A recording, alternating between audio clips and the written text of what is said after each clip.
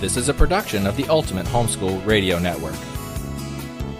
Welcome to the Vintage Homeschool Mom Show. Your host, Felice is an author, a publisher, and your radio show host. She will encourage, educate, and inspire you with answers to your most pressing questions from homeschool, marriage, parenting, and much more. Felice loves to equip moms to live a Christian life because every moment counts. Be sure to visit her website at mediaangels.com. And here's your host, Felice Gerwitz.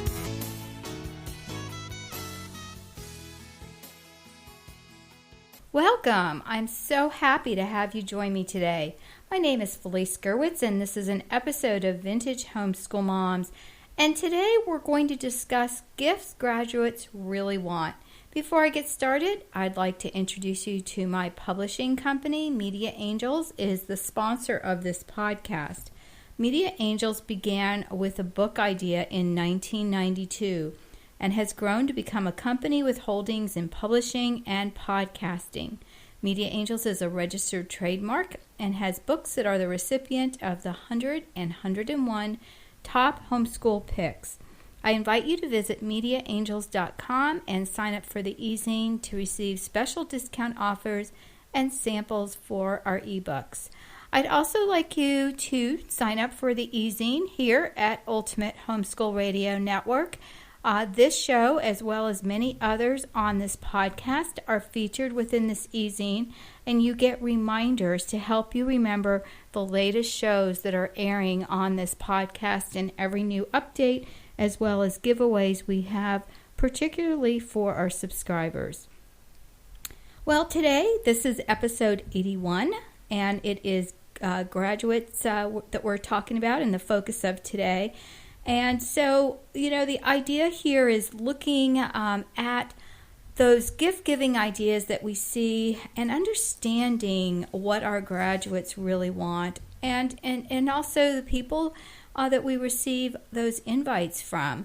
I know that I receive invitations for different graduations, and we feel compelled to send a card and a gift, and sometimes we just miss our mark because we don't understand the person that we're giving the gift to. Well, today we are going to discuss the gifts that graduates really want, and I recently read a study by the Hallmark company, a name that's synonymous with greeting cards and gift giving, and what I read is this, that 95% of the people that give gifts believe that money is an appropriate gift for graduation for high school or college grads. $25 is about the average for a close friend or a child of a close friend, and 67% believe that $50 or more is appropriate for a close relative. $20 is the average for a not-so-close friend. Even when I send a thank you card to somebody, I always want to put a little something to express my gratitude. I know one time I was featured in a special production, and the person sent me a $5 e-card for coffee. And so it was just nice to get a little thank you. It wasn't much, but it was nice, and it just made you think, that the person cared. So, no matter what you give as a gift, make sure it's heartfelt, and that's really important. Have you realized that kids think differently than we do? While, they might like to open a present or card, if there isn't something in there, they're going to be disappointed. And so no matter how small, it really does make a difference. And through the years, I've taught my children to appreciate any gift given by anyone, young or old. It saved me heartaches, and it saved me having an ungrateful child sneer at a gift like I've witnessed at parties. And you know what? A lot of times, it is the child's fault, and we can definitely make it a teaching moment for our children. But really, sometimes we just miss the mark, or, we really do need to teach our children to be appreciative. The point I want to cover here is getting to know your child, your teen, and what they want. And that's what this podcast is all about. You're probably listening to this because you have somebody close to you that you want to get a very special gift for. And many times when we know our children, either we can select something that they really want or something that we want for them. I know that there are different people in my family that shop for gifts differently. We have some people that get you what they want to get you, and they don't really care whether you want it or not. It's something they want you to have. Whereas other people will take the time to really listen and get you something that you want. For example, recently it was Mother's Day, and my children know that I like to take long soaking baths in my big tub. It's my one little form of relaxation, and sometimes I take a book or a magazine and I'll flip through recipes, and it's just a little bit of, downtime that I can enjoy. And I basically do this in the spring and summer months when it's warmer, because my bathroom is large and it gets really drafty in there even with the heat on. And yes, I hate to admit this, I live in Florida, so you're probably thinking, how cold could it be? But recently the children heard me talking, and they bought me this little contraption that fits on either end of the handles in my tub. There's little grip handles, and I can set a book on it. You can put bars of soap. You can do all kinds of things. It even had this little candle holder, and it was really, really nice. And they also got me a really nice foamy pillow for the back of my head and just to lean back on. And I cannot tell you how long I have wanted that, but I just never really shared that information with my family, so how could they know, right? Well, this is what I want you to do. I want you to really think of some of the things that the people in your life really like to do, and especially as this episode is focusing on high school and college graduates. What is it that you can get them that is going to be meaningful, that is something that they are going to remember? Because a gift to be worthy of the title of a best gift needs to have that staying power. It needs to be remembered through the years and with fondness. And I have a short ebook that I have on this topic, and a look at the podcast 81, Gifts Your Graduates Really Want, and you'll see the information there on this ebook. There also are show notes on this podcast link, and so you'll be able to find them again, episode 81 on vintagehomeschoolmoms.com. Okay, so have you ever, or have you or your child ever received a gift that is just something, from a relative that, you're thinking as you open this gift, gosh, they just don't know me. And that's what we want to avoid here. We want to really think about a gift that is going to be something that the recipient wants. Because let's face it, many times we spend money and time and effort in finding the perfect gift, and if it's not appreciated, we all feel deflated, and we really don't want to do that. There's some crazy and not so crazy gift ideas out there, and I'm going to give you a list of some of those. But before we do, we're going to take a very short commercial break, and we'll be right back. Are you looking for a Bible study for the entire family? Well, I created one after searching for months for a study that would encourage my family to have group discussions, teach life truth, as well as point to God as creator. So, since I couldn't find one, I created one. Homeschooling with Proverbs. I didn't want to zoom through the book of Proverbs in 1 month, as some suggest. Instead, I wanted to savor and meditate on the words and have the entire family on the same page. If you want a Bible study written for the entire family with specific audios and activities from pre-K to adult, look no further. This set can be used studying 1 lesson per month or completed in 9 months or sooner. The option is yours. In this set, you will find audios, printables, and when completed, you and your children will have a beautiful keepsake notebook. Visit homeschoolingwithproverbs.com for more information and begin studying the book of Proverbs. Allow God's Word to speak to you.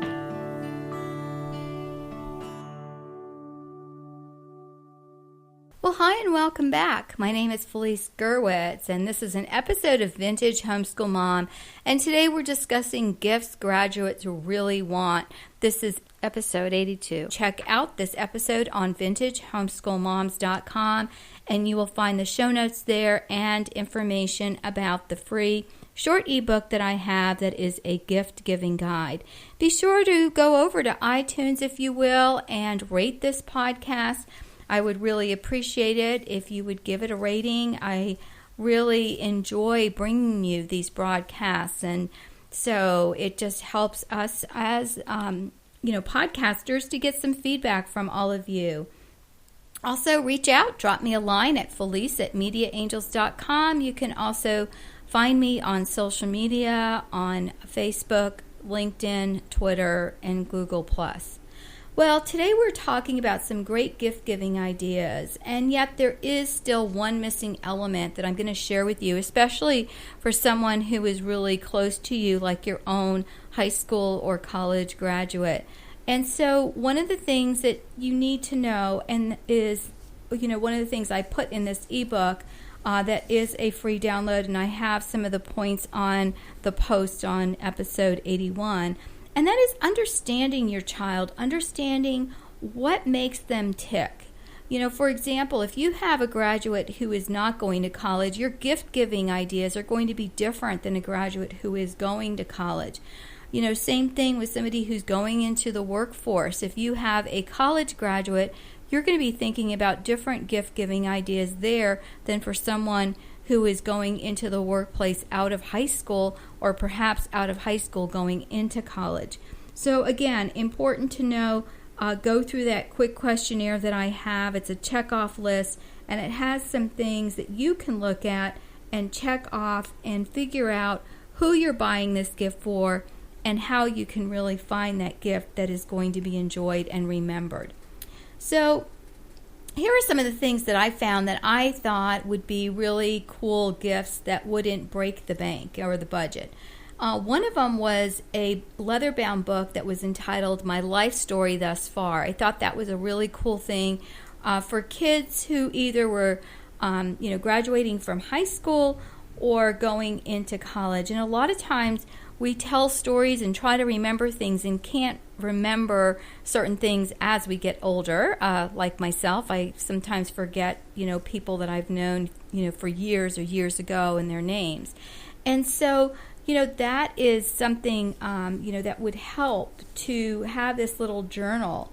And it would be a fun thing to do, to be able to, go back and read that when you're older, or something to pass on to your kids.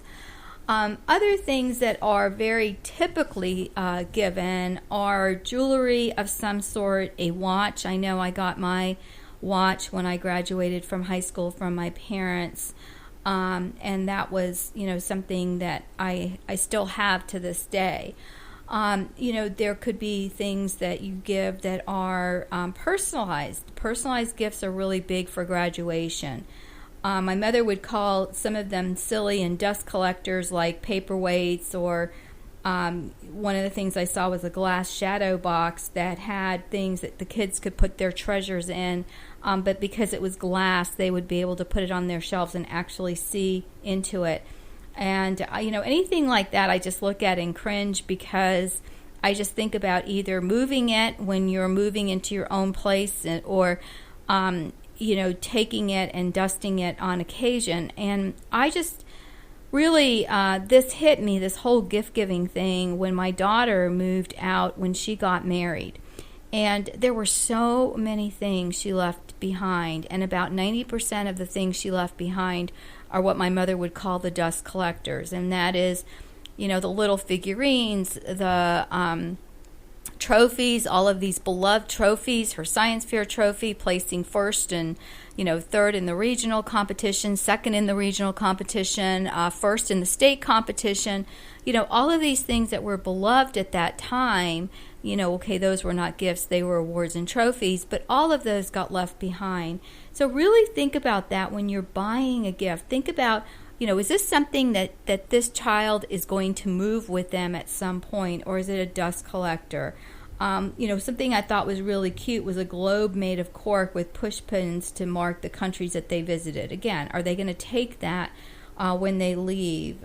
Or even the year with the spot in the 0 for their picture. So like for 2015, we're recording now in 2015, so it'd be 2015, where the 0 is, which it will be for the next 99, till 2099.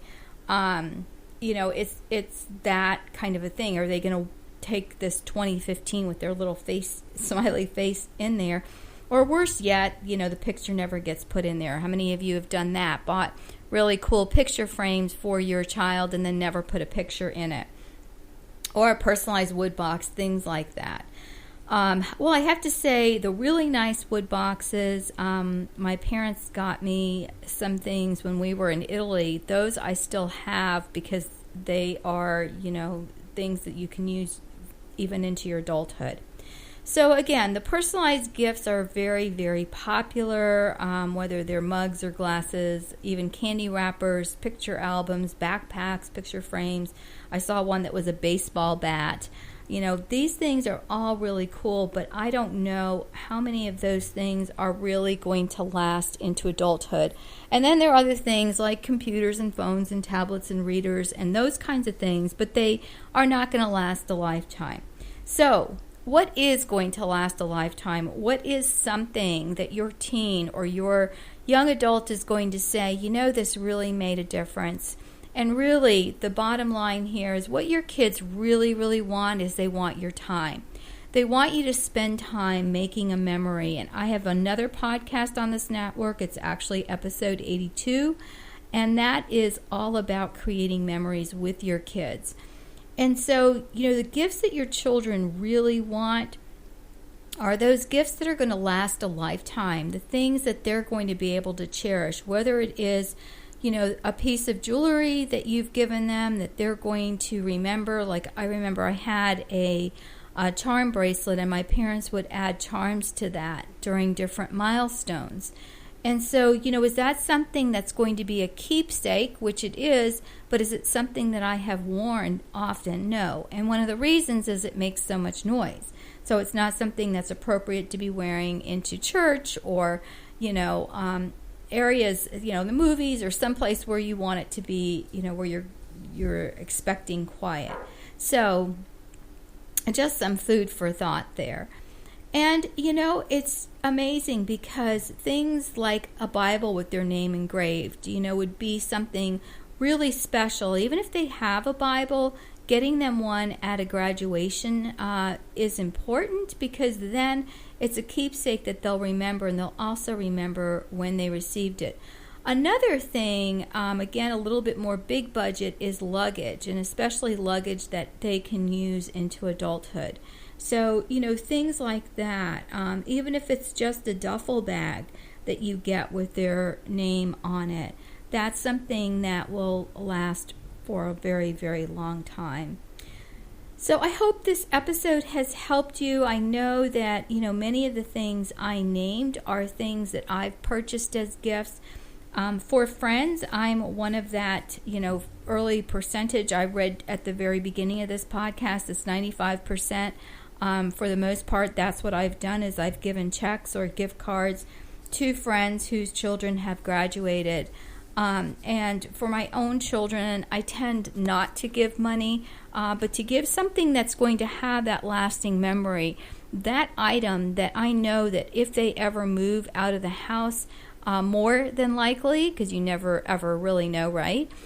They will take that with them. And so those are the types of gifts that kids really want. They want you to spend time with them. They want gifts that are going to last a lifetime.